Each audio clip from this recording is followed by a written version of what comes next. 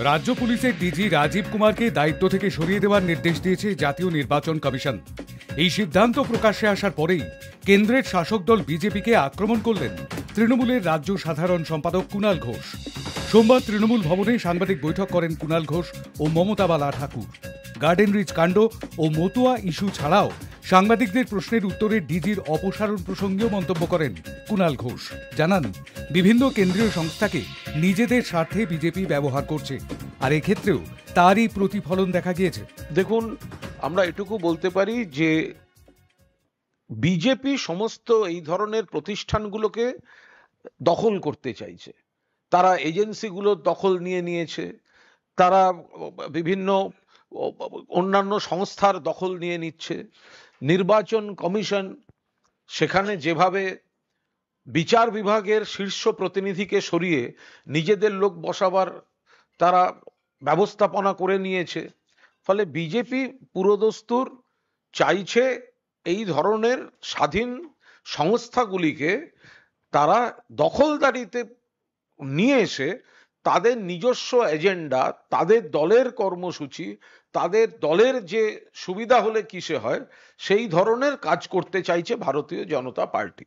ফলে ইলেকশন ঘোষণার পর প্রথমেই জাতীয় নির্বাচন কমিশনের তরফ থেকে যে পদক্ষেপ দেখা গেল, তাতে আমরা এইটুকুই বলতে পারি আপাতত যে বিজেপি সবকটি এই ধরনের সংস্থাকে দখল করে নিজের স্বার্থে ব্যবহার করার যে প্রক্রিয়া বিজেপি নিয়েছে তারই প্রতিফলন আমরা দেখতে পেয়েছি। এক, বিজেপি নির্বাচন কমিশনটাকে দখল করার চেষ্টা করেছে বিভিন্নভাবে, এজেন্সি বা অন্যান্য যেগুলোকে দখল করছে, যেগুলো স্বাধীন প্রতিষ্ঠান এরকম অনেকগুলি আছে, সেগুলোকে বিজেপি বিভিন্ন কমিশনগুলো আছে, মানবাধিকার কমিশন, এই কমিশন ওই কমিশন, এগুলোকে দলদাসে পরিণত করে ফেলেছে। তো এখন ইলেকশন কমিশনটাকেও দখল করার চেষ্টা করছে এবং তাদের নিজেদের যে কর্মসূচি সেটা ইলেকশন কমিশন দিয়ে প্রতিফলনের চেষ্টা করছে। ফলে আমরা সেটাই দেখতে পাচ্ছি। এটা এক। দুই, বিজেপি একটা কেন, বিজেপি 100 কেন? বিজেপি যদি 1000 বদলও করে, বিজেপি যেন মনে রাখে মমতা বন্দ্যোপাধ্যায়ের সঙ্গে বাংলার মানুষ আছে, আর বাংলার মানুষের সঙ্গে মমতা বন্দ্যোপাধ্যায় আছেন।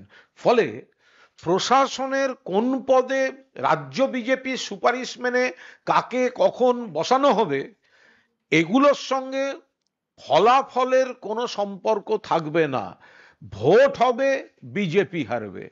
ফলাফল দেখবেন 30 থেকে 35, আজকের দিনে দাঁড়িয়ে তৃণমূল কংগ্রেস বাংলার 42-এর মধ্যে, আমরা চেষ্টা করছি সেটা 37-38 ক্রস করাতে। আমরা 42-এর জন্য এগোচ্ছি। ওরা এই সরকারি কোন পদে কে আছে, কে রাজ্য থেকে কোন গদ্দার কি লিস্ট পাঠালো, ওরা ওই নিয়ে ব্যস্ত থাকুক, আমরা মানুষের কাছে যাব, ভোট জিতে আসবো। উল্লেখ্য, 3 মাস আগে রাজ্য পুলিশের মহানির্দেশক পদে দায়িত্ব দেওয়া হয় রাজীব কুমারকে।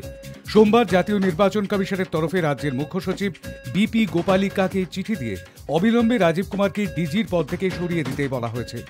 নির্বাচন সংক্রান্ত কোনো দায়িত্বে তিনি থাকতে পারবেন না। পশ্চিমবঙ্গ পুলিশের ডিজি রাজীব কুমারের পাশাপাশি 6টি রাজ্যের স্বরাষ্ট্র সচিবকেও লোকসভা নির্বাচনের আগে দায়িত্ব থেকে সরানোর নির্দেশ দিয়েছে জাতীয় নির্বাচন কমিশন। সংবাদ সংস্থা সূত্রে খবর, সেই তালিকায় রয়েছে প্রধানমন্ত্রী নরেন্দ্র মোদী এবং স্বরাষ্ট্রমন্ত্রী অমিত শাহের রাজ্য গুজরাট এবং যোগী আদিত্যনাথের রাজ্য উত্তরপ্রদেশও। ঘটনাচক্রে যে 6টি রাজ্যের স্বরাষ্ট্র সচিবকে সরানো হয়েছে তার মধ্যে 4টিতে ক্ষমতায় বিজেপি এবং তার জোট সঙ্গীরা। নির্বাচন কমিশনের সূত্র উদ্ধৃত করে প্রকাশিত খবরে বলা হয়েছে, গুজরাট, উত্তরপ্রদেশ, বিহার, ঝাড়খণ্ড, হিমাচল প্রদেশ এবং উত্তরাখণ্ড রাজ্যের স্বরাষ্ট্র সচিবকে অপসারণের আদেশ জারি করা হয়েছে।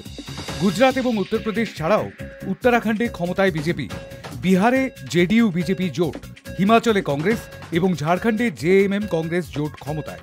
এছাড়াও মিজোরাম এবং হিমাচল প্রদেশের সাধারণ প্রশাসনিক বিভাগের সচিবকেও দায়িত্ব থেকে অপসারণ করা হয়েছে বলে জানা গিয়েছে।